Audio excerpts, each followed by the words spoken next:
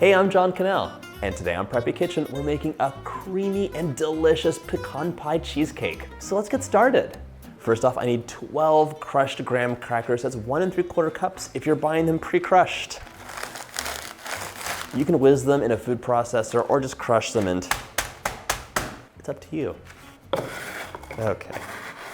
I actually like crushing these by hand because you get some larger pieces in there which kind of give you a little bit of extra texture. I don't like them all finely ground up, almost like they're flour. No. Okay. I know a lot of you don't have graham crackers hanging around, especially if you're watching this from someplace other than the US. I want to tell you, you can use any kind of crumbly cookie. Biscoff or speculoos are really popular, but like shortbread cookies work really well too. So all together that is 180 grams. My scale is done, and right now I'm adding a 1/4 teaspoon of salt to give us a little bit of contrast. 1/4 cup of brown sugar. Pack it in and dump it out. Actually gonna mix that together first with my handy dandy built-in whisk. If you haven't already, set your oven to 350. The crust is gonna bake up really fast. And to hold this mixture together, I'm adding in a 1/4 cup or 57 grams of melted butter. This is unsalted butter, but if you only have salted butter at home, don't add that 1/4 teaspoon of salt. We're gonna mix this all together, and while I do that, I just wanna tell you, this cheesecake is like magic. It is the best delicious cheesecake you could ask for, but on top you have piles of pecans that are wrapped in caramel, and it's like a pecan pie and a cheesecake had the most delicious baby ever, and you're gonna eat it. And you're gonna eat it.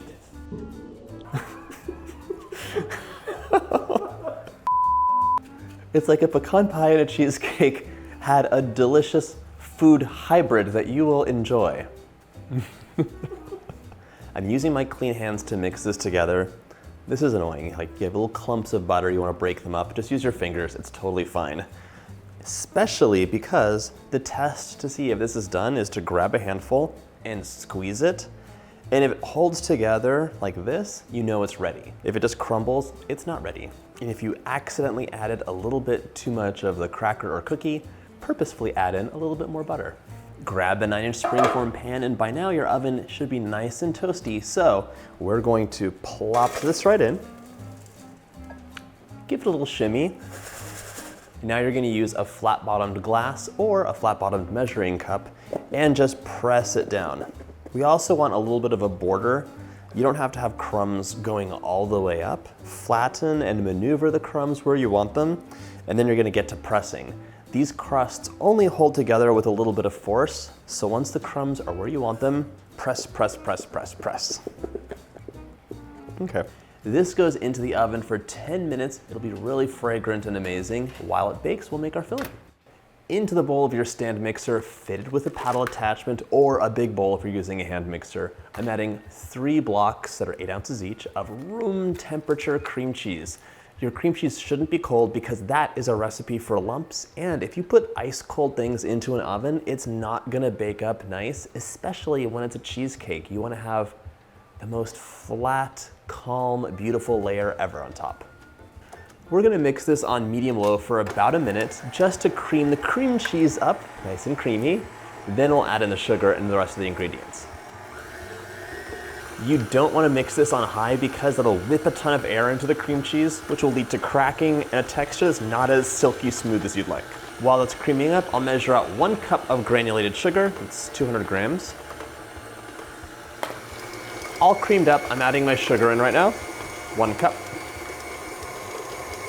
I'm also plopping in a 1/4 teaspoon of salt. It'll give us a little bit of contrast. This looks fully incorporated. I'm gonna scrape the bowl down. I'm gonna tell you, any problems you're having a cheesecake are happening at the bottom of your bowl. That's where stuff isn't mixed in, that's where lumps are hiding, and a place of general nonsense. So give it a good mix a couple times throughout this mixing process. It's time for 1/3 cup of sour cream. This is gonna lighten our cheesecake and give it some tang and just make it that much more creamy and amazing. One of the reasons cheesecakes are so delicious is there's a wonderful play of sweet and creamy and tangy working together, and a lot of the tang is gonna come from the sour cream. All right, We're gonna mix that in, and while that's happening, I'm adding 1 tablespoon of vanilla extract. So good. While that mixes in, I'm cracking 3 room temperature large eggs into a bowl. It's optional, but you can break these eggs up right now and just give them a little bit of a head start or mix.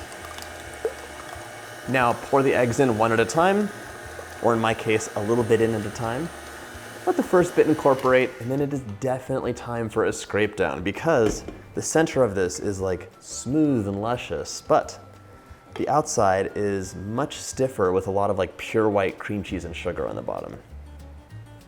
I just remembered this recipe needs 4 cups of boiling water for the bake, so there we are, that's all set. Continue adding those eggs in.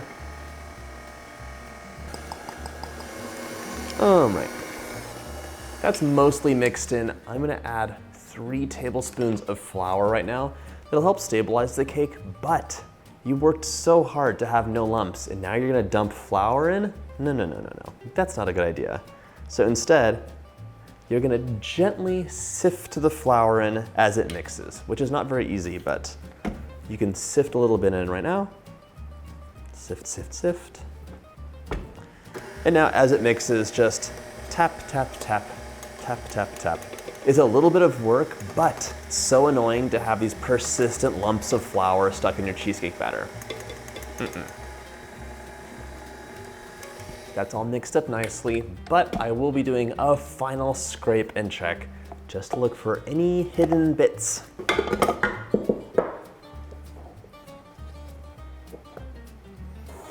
My crust came out of the oven while I was making the filling.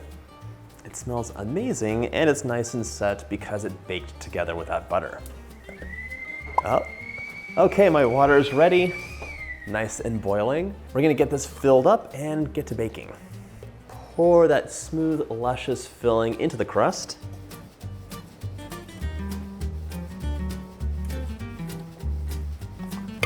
Give your cheesecake a shimmy just to level things out and get rid of any kind of lumps and bumps. This bakes up at 325 for 40 minutes, but we're gonna add all that boiling water into a casserole dish below, and it'll give it a nice steam bath as it bakes and keep it nice and level. It's like having a bain-marie or a water bath, but it's way less risky. Just above, we're gonna add the cheesecake. Now this bakes. In you go. My cheesecake cooled overnight. It looks amazing.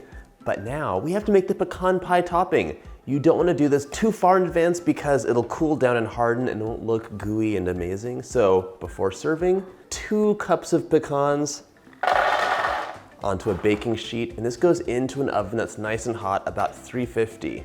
I would give this 4 minutes in the oven, and then using tongs, not your fingers, move those around, give them another 4 minutes. The outside ones tend to burn. You can tell they're done when they're fragrant and have taken on a beautiful, slightly deeper color. In you go. While our pecans are toasting, I'm gonna make the caramel. It's so quick and delicious. Into a larger pan, 1/2 cup or 113 grams of unsalted butter. You could use salted butter if you want, just use a 1/4 teaspoon of salt instead of 1/2 teaspoon. 1/2 teaspoon of salt. Before I pop this onto the stove to melt, I wanna measure out 3/4 cup of brown sugar. That's 165 grams. There we go. You also wanna measure out 2/3 cup of heavy cream, have that at the ready, along with your cinnamon and vanilla. Now, let's pop this over medium heat and get it nice and melty. Once your butter's nice and melty, add your brown sugar and just whisk it in. And you want to stir this continuously, nothing should be burning here. And what you're looking for is the sugar's basically dissolved and it's bubbling away. You'll still see little granules of sugar. It's not going to be like a smooth caramel, but it's in the butter, it's bubbling away and really happy. And I'll tell you, this is gonna look a little funky until it looks amazing. So don't panic at this step, okay? So you can see the texture is not like a beautiful silky amazingness. It's like butter with brown sugar partially dissolved in there, but that's okay. The cream is gonna fix everything. It's bubbling away. I'm gonna add the cream in now.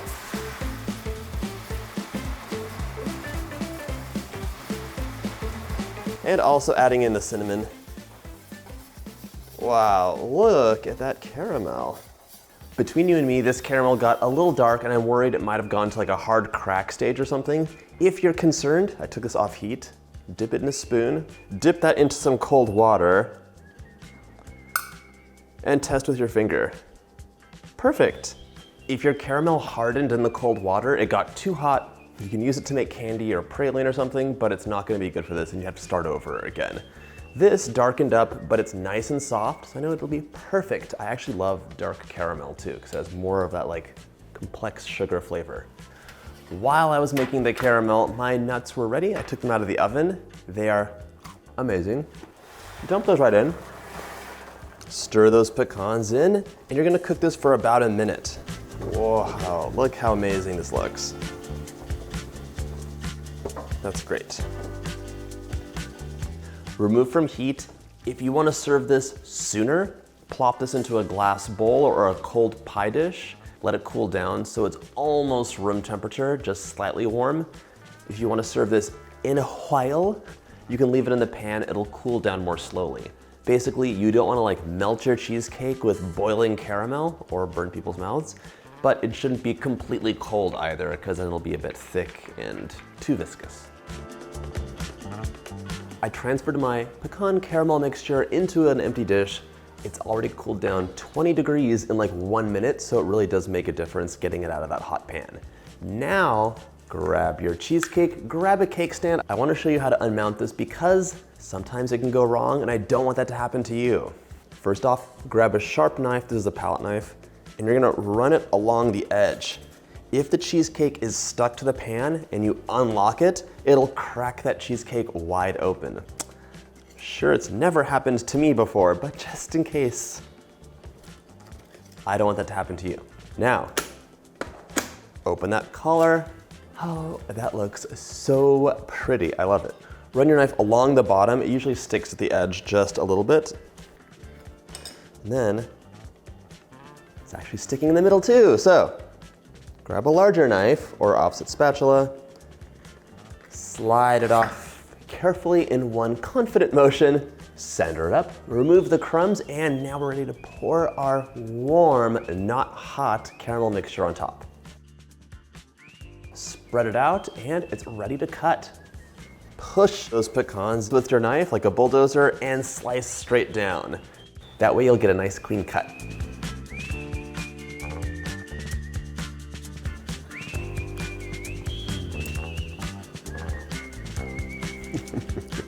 That is so good. Oh my gosh. The cheesecake, it's like it doesn't exist. It just dissolves in this puff of magic, crunchy, amazing toasted pecans wrapped in caramel. My heart is racing, my mouth is watering. I hope you get a chance to make this recipe, and if you like this video, check out my cheesecake playlist.